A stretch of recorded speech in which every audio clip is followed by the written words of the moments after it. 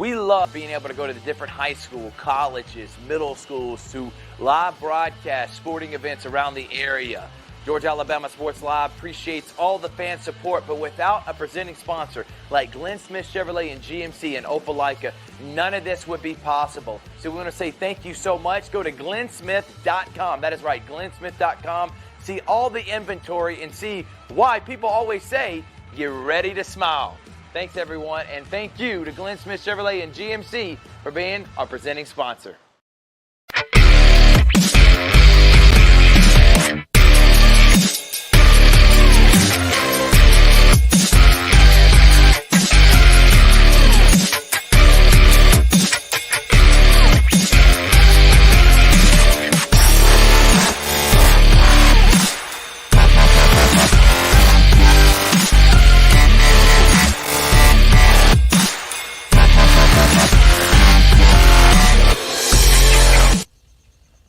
What is up, everyone? Thrift Barringer here with Richard Holdridge. It's the Georgia Alabama Sports Live show, and we have a special one for you tonight. And it's going to be about a 30 to 45-minute show. Got some topics we're going to hit on, what we're doing this week. Richard is all the way. Is it Fort Stewart you're at, Richard? Is that correct? Yes, Fort Stewart. All the way at Fort Stewart, which is how far away, Richard? I'm sorry, I don't know all the different forts. It's about 4 hours away. It's like 45 minutes outside of Savannah. Okay, well, Richard's there. I'm live right now, and we are looking forward to talking some excellent sports that are happening around the area, local, regionally, and nationally, what we're doing this week, and looking forward to everybody joining us. Make sure to share the video, like, and when you share it, tag us. I want to know who's sharing it. I want to give you love. All you got to do is tag us and let us know you're watching on Georgia Alabama Sports Live. All right, Richard, today's show or tonight's show, we're going to talk a little WNBA draft, maybe a local legend that played at Harris County about 6-7 years ago, played Mississippi State, named Jessica Carter. She may be drafted tonight. They're in the second round right now. Hopefully we can get that in live reaction. She's having a watch party at Girls Inc. with Michael Woods, who's a good friend of ours and partner with Georgia Alabama Sports Live. So hopefully we can hear from them. If not, we'll talk to them maybe later on this week. We got high school baseball ratings. We're going to drop that tonight. I thought about doing it on Wednesday. I was like, no, what? No. Let's do it tonight. And then me and we can review it again on Wednesday after a few games this week. So we'll drop that tonight and put that on our actual Facebook page, Richard. And then we'll hit on NBA play-in predictions. There's some big-time games, especially in the West. We'll see who's going to be playing in the playoffs and make it in the playoffs. We are presented by Glenn Smith Chevrolet and GMC. Get ready to smile. We'll have a live show coming up here in the next few weeks. Again, looking forward to being there with that. Rick Beach and Chris Gates, they started off their night at Harris County, Richard. And Harris County got a huge win against a team that's leading their region and played in the state final last year with state runner-up McIntosh. Richard, you were watching that fantastic win for Harris County, and now they looking like they're going to be the number 2 seed and hosting a playoff series from a team that started 1-8 to now playing their best baseball. Credit to Tony Dimitri and Harris County weathering the storm. They're 12-13 now, and they're looking like they maybe not only just making the playoffs, maybe they could win a couple rounds. Yeah, they were down 3-2. They were able to come back to win the game 4-3 over McIntosh. That was their first loss in region play, and McIntosh is still in first place. If Harris County wins tomorrow, they could play on Thursday for the region championship, but they're at least guaranteed to have a first-round playoff game. So congratulations to Coach Dimitri and Harris County. Yeah, so they would have to sweep them, which it could happen. Stranger things have happened, is the saying. It could, probably not, but we're cheering for Harris County. And excellent view, by the way. Thank you to Jack Horse. It's one of the sponsors of ours, Richard. They do a lot of bringing you lifts and stuff like that. So they were on a lift out in center field. So we were getting behind the mound action. Excellent view, incredible view. It looked like a national broadcast, like something you would watch on TV for a baseball game. Richard, we're changing it up. We're changing the game. And thank you to Steven for and their support of what we do, man. And just excellent game. And thank you for Rick Beach starting off here in Georgia, Alabama Sports Live. So this week, we got, of course, the show right now. We just had Harris County McIntosh. What a way to start off. Should be a great week of baseball. Tomorrow, we got Heritage taking on Pacelli. Pacelli looking like a team that, if they finish strong, Richard, they could move up maybe to a 2 seed, maybe even number 1, and have home field throughout the playoffs. Adam Thomas, Coach Carson Bowers, this Pacelli team is just clicking on all cylinders. They play a really good Heritage team who just went 1-1 against Brookstone last week, so it's not no easy sled. And they got a 3-game series against Pacelli coming up. We'll be there tomorrow at 5 p.m. Then on Wednesday, we got Central and Smith Station. The backyard brawl at Smith Station. Talking about getting ugly. That's a preview of last year's Final Four semifinals matchup.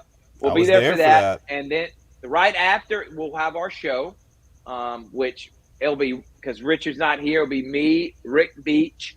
Plan on having Tyler Redmond in studio, and either going to hit Brandon Schwabel or Tom Callahan to talk some River Dragons action. So that will be Wednesday night. Thursday, we got Calvary Troup County. Now, this will be more unique because we're going to be going back to the days of doing it off our phone, Richard, which will be, it's going to be pretty cool. We'll see how that pans out. We won't be able to, because Toygar's busy. Chris is going to be busy that day. So we will be doing it off our phone, but we wanted to be there for that. And then Friday is Northside Calvary. We'll be there for that one. I'm also calling the Columbus Lions versus Harrisburg Stampede Thursday night. Friday night, Richard, you'll be doing Calvary Northside. And then on Saturday, we got CVCC softball and baseball doubleheader. So busy week. And then next week, high school baseball playoffs start. So buckle up, get ready. Should be just as fun as basketball playoffs were and football, Richard. Ready for a great week on Georgia Alabama Sports Live. I'm looking forward to it. I'm really looking forward to dropping these ratings too, because this baseball regular season is winding down. We've had some crazy finishes. Central, a team that seems untouchable, they lose 2 against Auburn on the road. Auburn wins it in walk-off fashion. We've had some crazy games in the past couple of weeks. We're live on YouTube, and we are live on our Facebook page. It's Georgia Alabama Sports Live, and you made mention, Richard. I guess we'll go there first. He's ready to go ahead and drop the nuggets. It's the high school baseball ratings, just how we did football and basketball. And we'll have one more of these before the end of the season. Remember, we always do one at the very end of the season, and we do one right before the playoffs. So this next week will be the last one we do for regular season, Richard.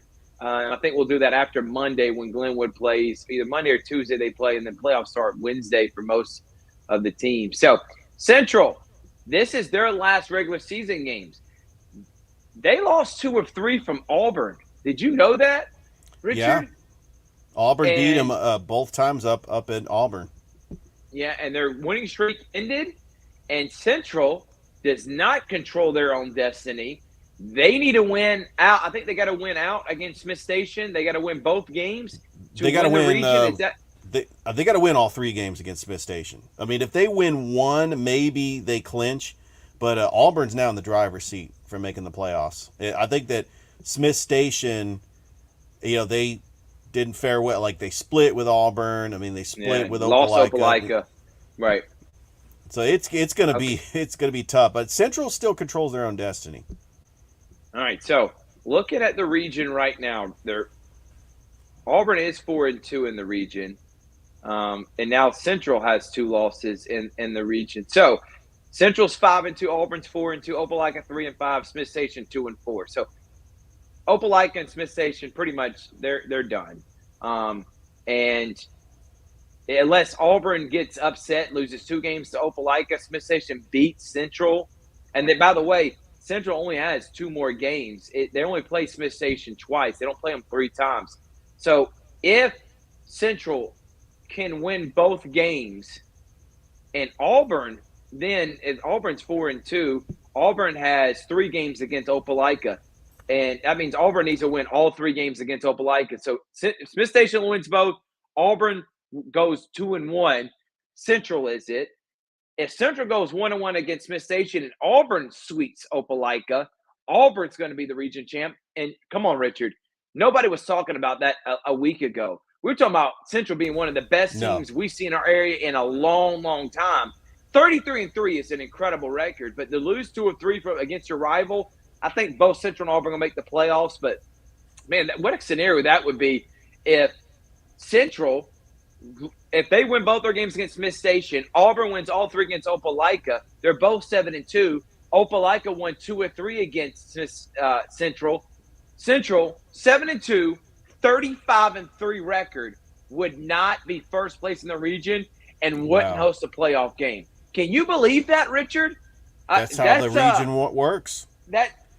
We talked about this region being very tough. Smith Station down here, they're 14-13. Opelika 20-13, and then Auburn 22-9, and of course Central 33-3. So Central needs a little bit of help.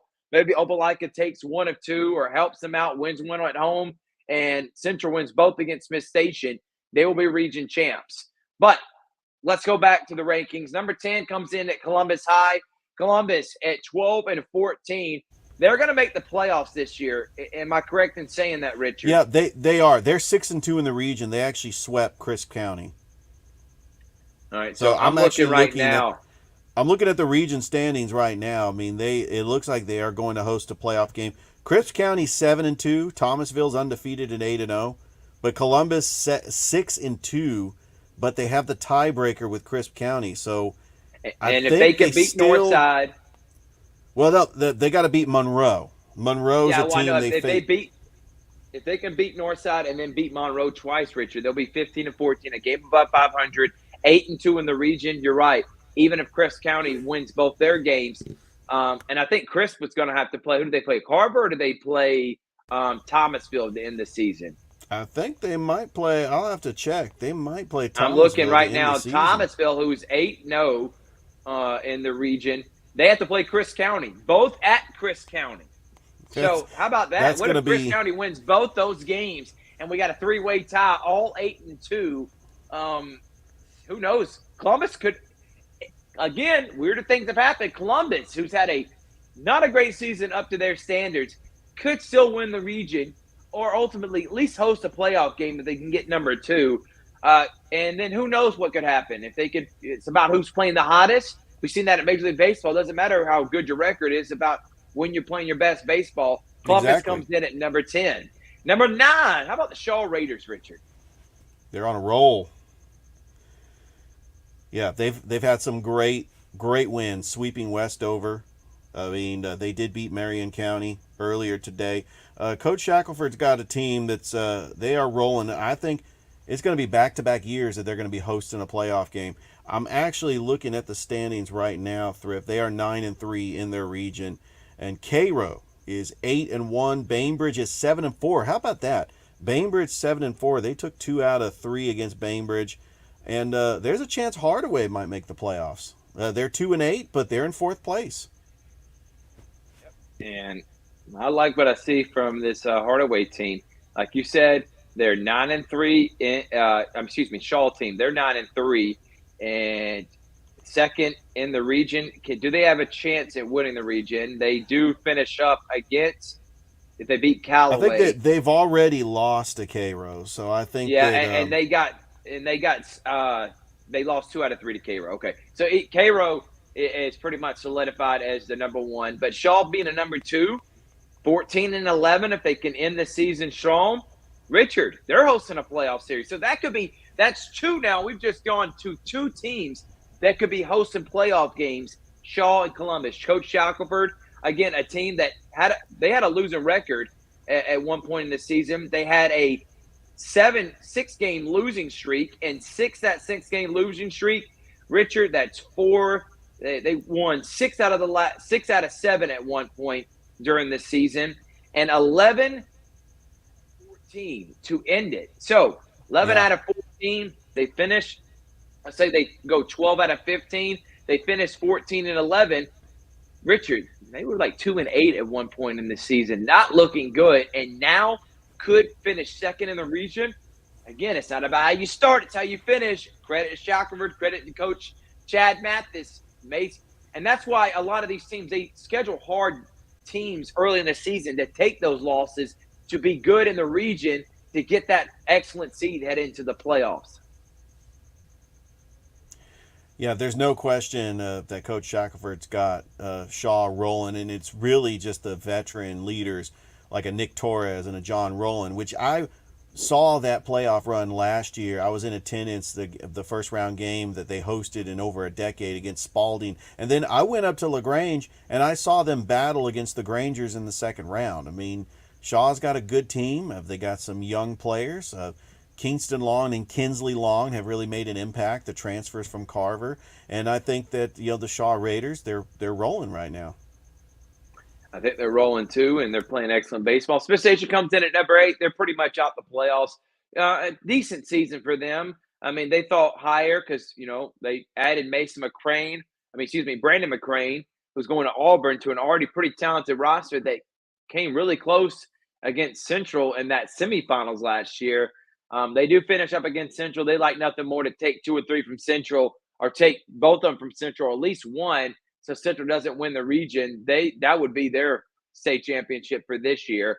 Smith Station coming to number 8, but Harris County, another team that potentially, if they can beat McIntosh and sweep them, could win the region. Either way, they're still going to be the 2 seed. So that's 3 teams now, Richard. All of them that started with terrible records. Columbus, Charlotte was at 2-8, 2-9. Harris County started 1-8, and now all these teams are about to flirt around 500 and be number 2 teams in their region and host a playoff series. Again, it's Tony Dimitri.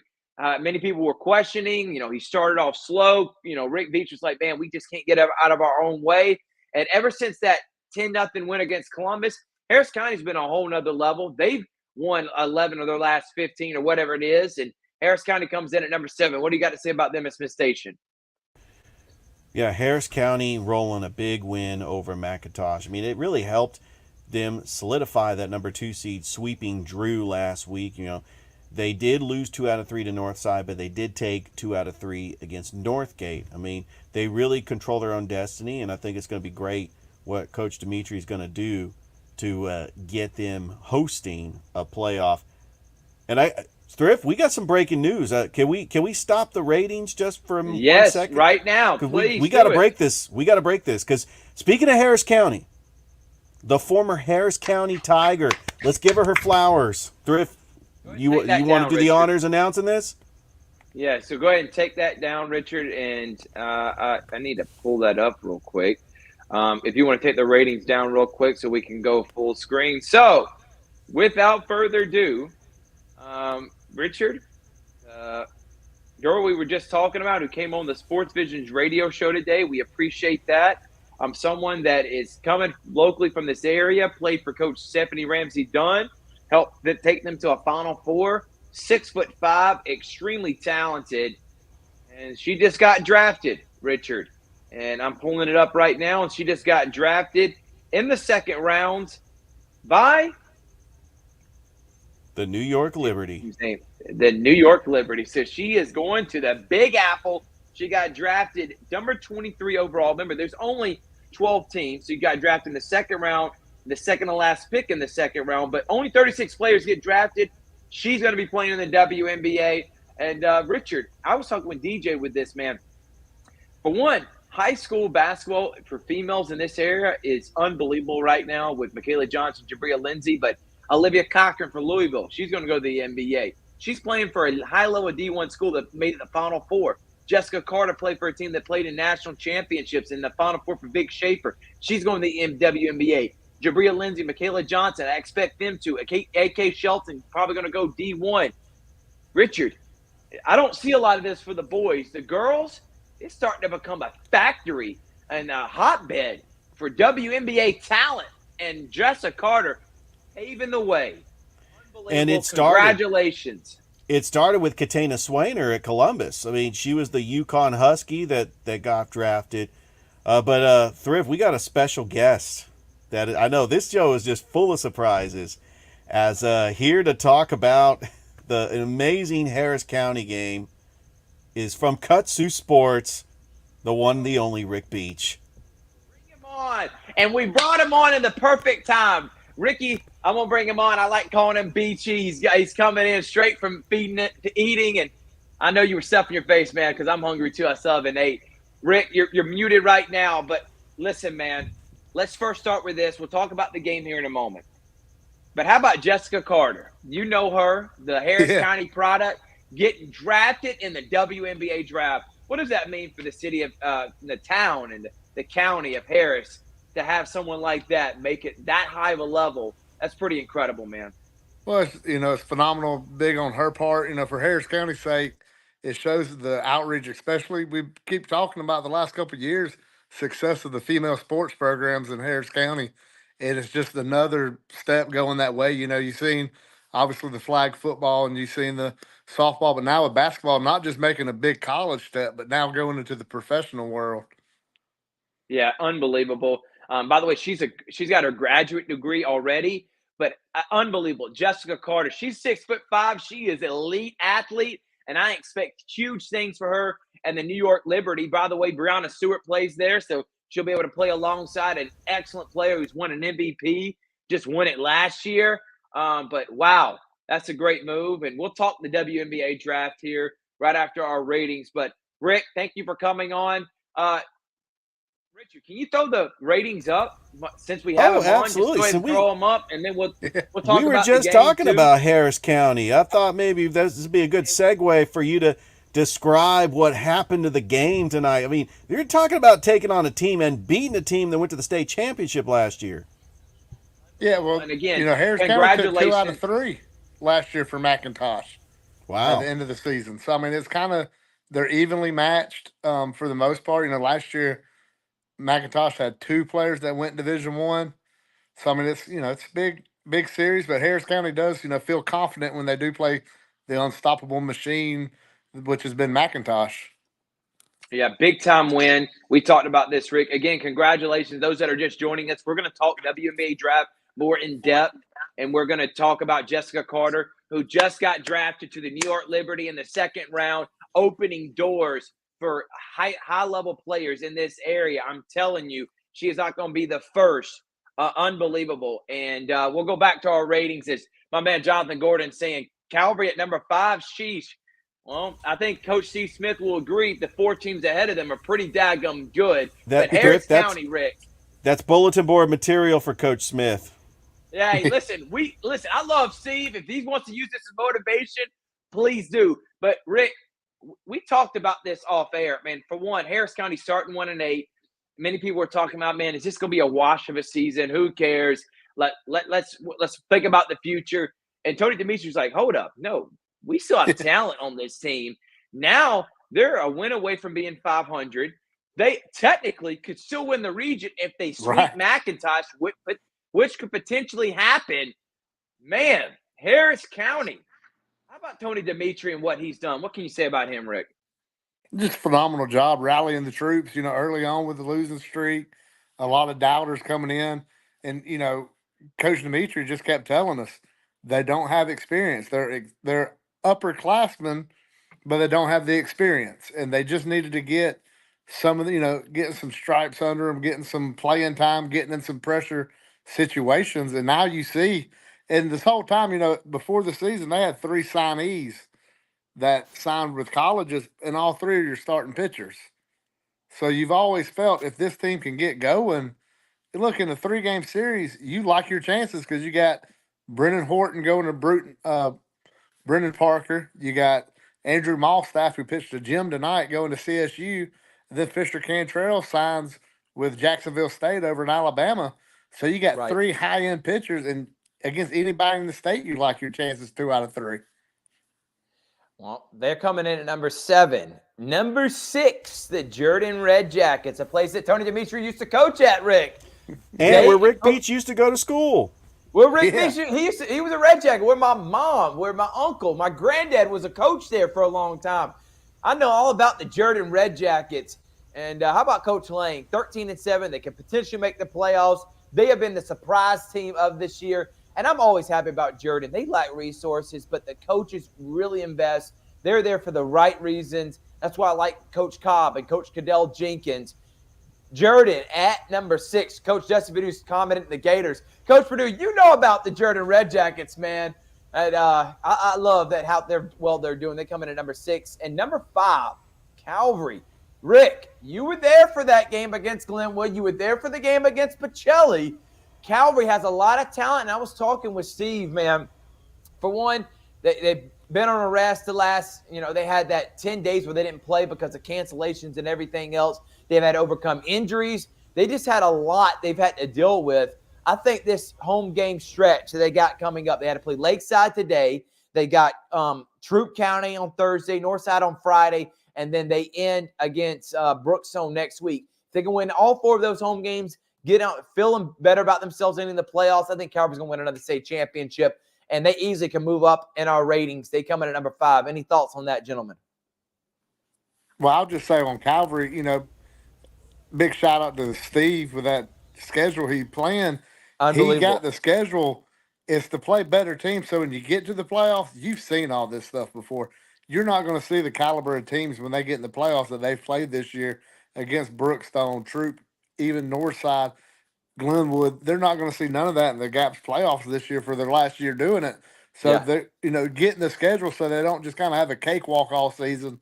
He wants his team to get some of that grizzle to them, and that's absolutely what they're getting. Glenwood the other night was a tough game. They walked them off in game 1 of that doubleheader. In game 2, they got on a little bad luck, but you're just not going to see teams like that in the playoffs. No. You're right, Rick. And 10 straight region championships. They actually didn't win a region championship during the COVID year, but they've won 5 straight state titles and going for their 6th. And you're right. They're stacking that schedule so they can just play well against the GAPS teams. And I think that Calvary is right on track to do so. And I think it's been kind of like the year from hell for Calvary. Like I said, to have injuries and then the 10-day layoff all in this about a 3-4 week period. And the fact they still win a lot of games during that time period, they're getting back on track. I honestly, I have no doubt in my mind. I firmly believe there's anyone that can overcome something like that in the season and win a state championship is someone led as smart as Steve Smith. And I'm always a huge believer in his programs. What he's done at Calvary is short of phenomenal, turning them in to a top team. They still, in my opinion, had the talent to be the number 1 team in our rankings. Remember, they were that at the beginning of the season that Central went on that hot streak. But Calvary's fine. They win these last 4 games. I promise you they will move up higher. And like I said, Coach Smith, use this as bulletin board material for your guys. And we always are cheering for local teams, no doubt about it. Number 4, another surprise team. They beat Calvary 2 times this year. They haven't lost a game in like 8 straight, Richard. They got a big series coming up against Heritage. San Ann Pacelli at 16-4. And right now in the GIAA, they're ranked number 3 in the state. If they can win out, they potentially can move up to number 2 or 1 and have home field throughout the playoffs. But how about Pacelli coming in at number 4, Richard?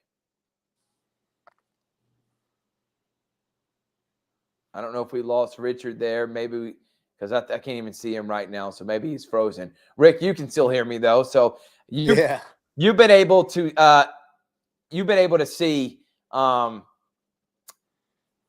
play. So give me your thoughts on Pacelli and how much better they've gotten throughout the season. Yeah, just watching pitching. Watching them play dominant pitching. They got timely hits. They had a home run late in the game against Calvary. Seeing them just kind of put that game away. They were flat dominant that day at Calvary. Now, that was the first game Calvary had after that 10-day layoff. How much that played into it, always up for debate. But, the rest over rust argument you can always have. Right. But Pacelli just winning that game and dominated from the get-go. And they played like they believed they were, the best team in the state. Yeah, it's been really impressive to see what Coach Thomas has done in year 2. And maybe he gets a state championship in year 2. Great job by him. Richard, if you don't mind throwing that graphic up whenever you get a chance. I know you had some technical difficulties there. No problem at all. Richard's live from Fort Stewart. That's the dedication we need on Georgia Alabama Sports Live. That's why I love it. Yeah, not the greatest network connection, by the way. No, number 3, Brookstone. They lost for the first time in a long time against Heritage. They split 1-1. Brookstone come in at number 3. They're fine. They still got a big series coming up. They finished their season against Brookstone. Looking forward to being on that call next week. Coach Greg Mathis and the Brookstone Cougars, I think, got the best pitching staff depth-wise probably in our area. That includes Central. I mean, they got some phenomenal arms over there. They come in at number 3. Number 2, how about the Glenwood Gators moving up from number 5, win one and losing one against Calvary, move them up to number 2 now. These 4 teams really are interchangeable. Right. It doesn't matter if you want to put Calvary at number 2, you want to put Pacelli. I mean, if you want to nitpick, honestly, these teams can go anywhere. And I know Chris Smith commented saying it's only private schools on here, where we didn't mean it for it to be that way. But the 4 private schools, Glenwood, Brookstone, Pacelli, and Calvary, how we do our ratings is off of chance to win a state championship, talent, and then overall strength of schedule. I think all 4 of them play elite public schools. They got the toughest schedules in the area. All 4 of them have the most talent in the area. And then they all 4 have a chance to win a state. Calvary's the favorite in GAPS. Glenwood's the favorite in the AISA. Pacelli is the favorite in the GIAA, and then Brookstone, the favorite in, I guess Brookstone and Pacelli, both of them are the favorite. Brookstone right now is number 1 in the GIAA. Just incredible what these teams have done. But Coach Fanning, 19-6. And again, they start off slow, but Rick, they've got on the right track. You were there for that win against Calvary. They got elite pitching. I expect them to finish out strong, and they'll be the favorite. We could have a Glenwood Lee Scott state championship. They come in at number 2. Any thoughts on them, gentlemen? Yeah, tell me if you heard that before. Glenwood Lee Scott state championship. But yeah, Glenwood got a guy. His first name slips for Glenwood. He was dominant the other night. I think he hit a 2-run homer, an RBI single. Then he came in and struck out 7 out of the first 8 batters that he faced. It's just a dominant performance by the starting first baseman was pretty awesome to watch. But I like how these private schools all play one another, like a local round robin tournament.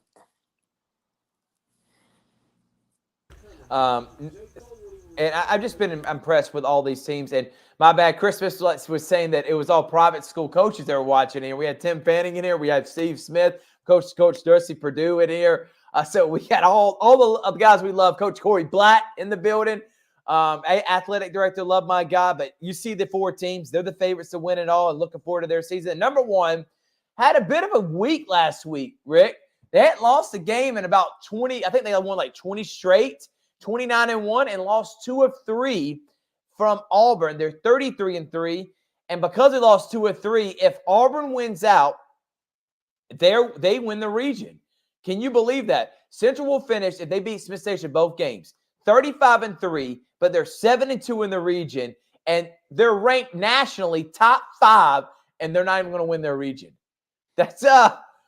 I know, Coach Keogh, that's a tough one to swallow. They just had bad luck last week when Auburn, a couple of things that didn't go their way. So I'm hoping Auburn gets beat at least one time by Opelika out of 3 games they play, and they can be region champs. They come in at number 1. They're still number 1 and the best team in our area. Richard, what do you got? Well, Central had a tough week against Auburn, and really Auburn just helped their playoff chances by taking 2 out of 3. And anytime you're playing a team on the road, Auburn wins it in walk-off fashion. I mean, it's a rivalry game. But Central will bounce back. They play Smith Station, and I think that they're going to wrap this thing up and make the playoffs. Rick, you have any other final thoughts on this rating? Like Central, when you've been dominating this long, winning so many games, there's nothing wrong with losing something like that. As a coach, you really like it because it kind of gives you something to coach on. When you can't, it's hard to coach these kids and they just keep winning.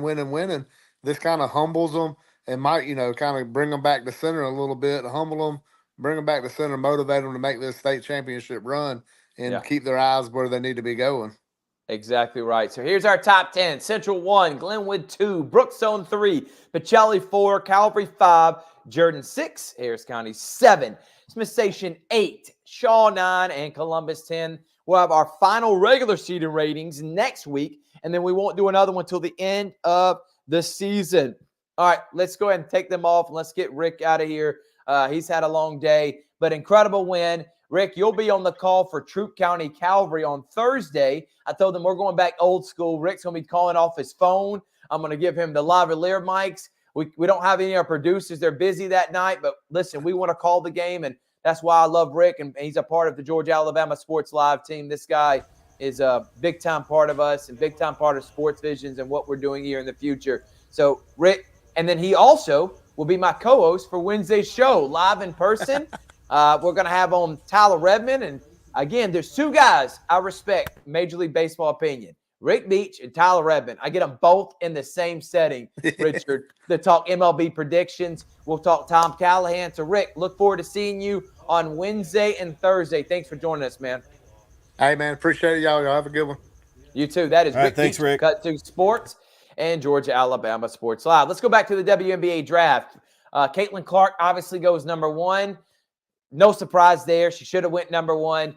I think in this aspect, when it comes to Caitlin Clark, I think there are some players that are more talented and more athletic than her, okay, and maybe potentially could be better players than her.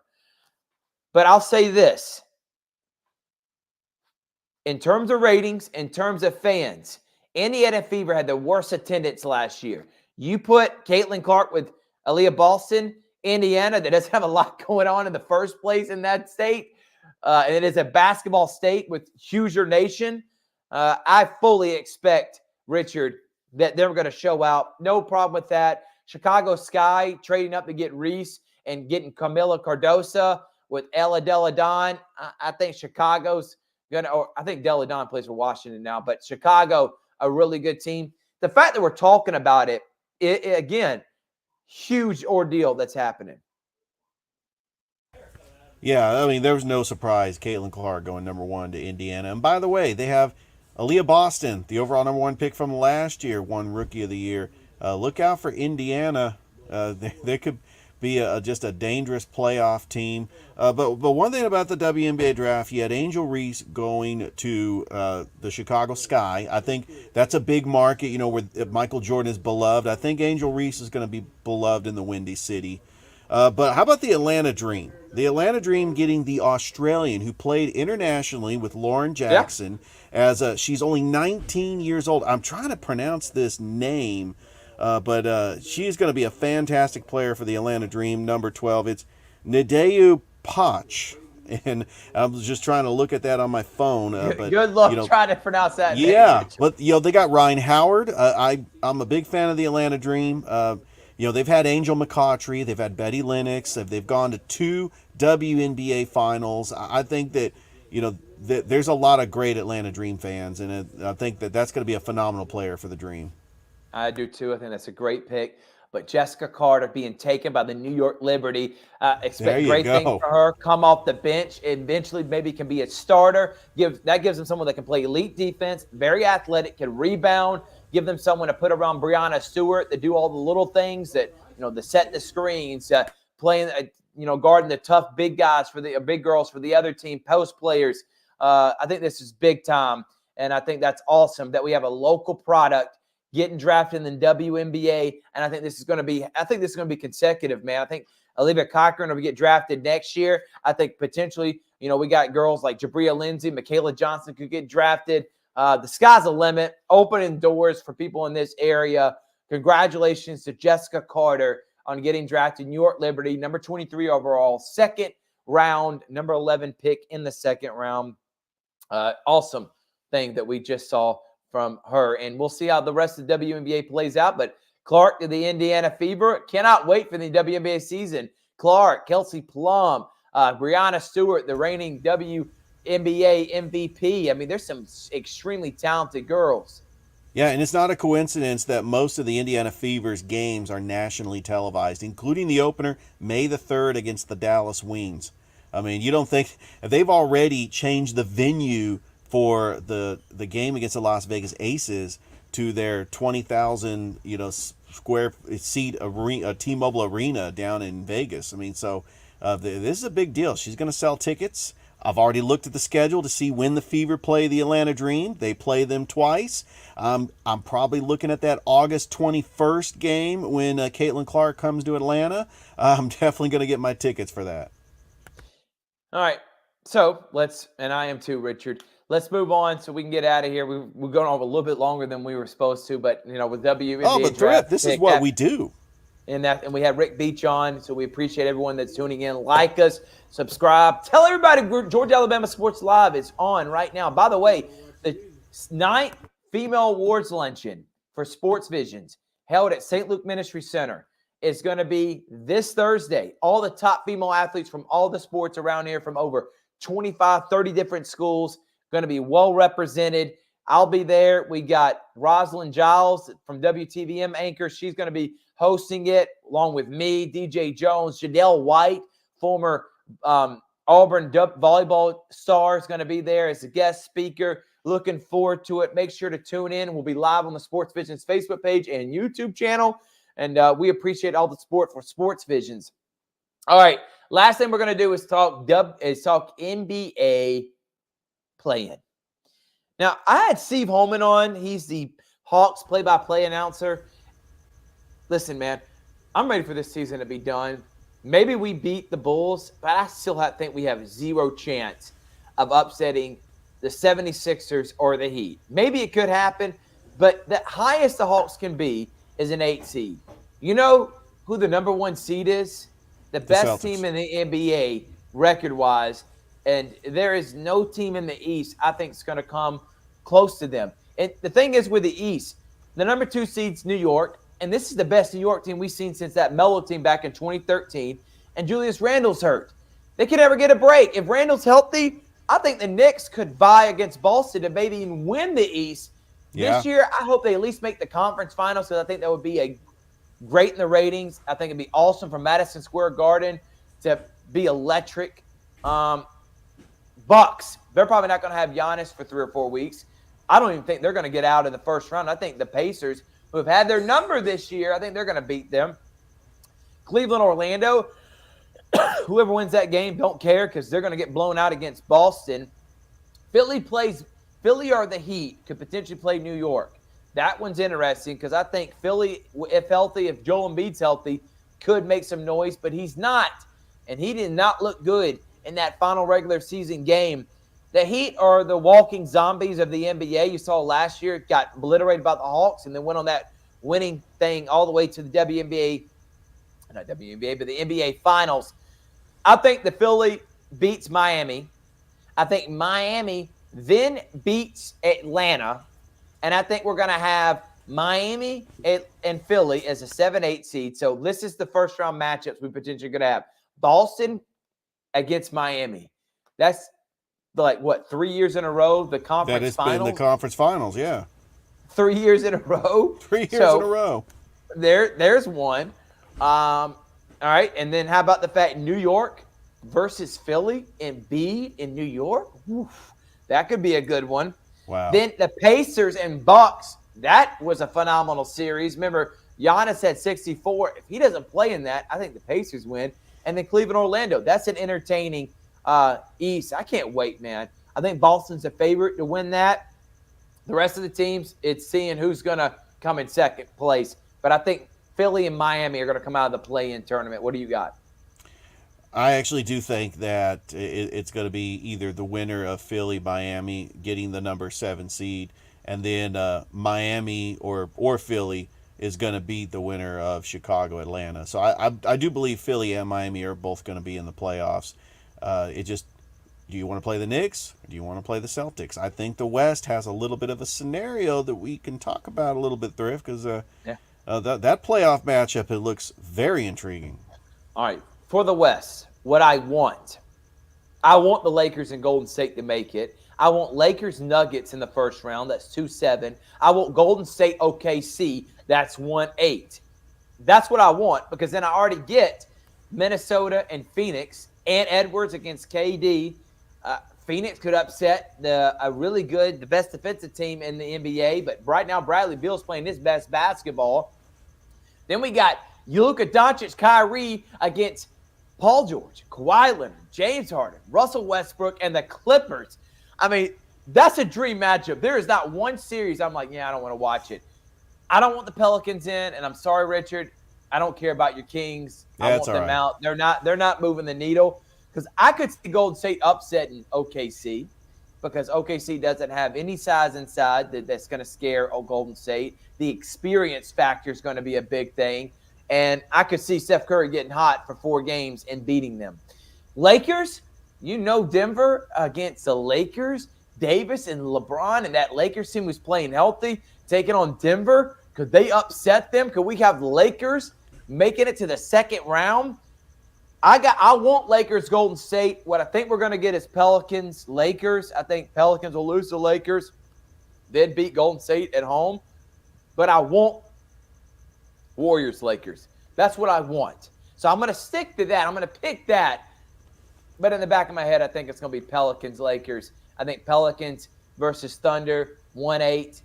And I've been hearing that the Lakers want to lose the Pelicans to play the Warriors to then get the 8 seed because they'd rather face OKC than Denver. I've heard that too. Put a gun to my head.